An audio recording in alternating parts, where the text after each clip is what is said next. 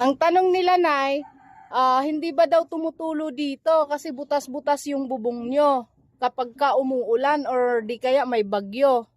Tumutulo din. Tumutulo ano? Anong ginagawa nyo, Nay? Sinasalod ng planggana yung tumutulo sa mga tao. Sinasahod nyo ng planggana at saka mga tabo, yung mga butas-butas. Saan kayo natutulog? Dito lang. Dito lang din. Ito guys, yung tulugan nila. Ayan o. Yan. Dito lang sila natutulog. Tapos yung dito naman ay hindi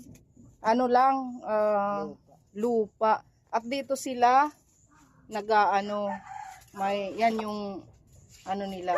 Dito sila nagluluto. Yan yung panggatong.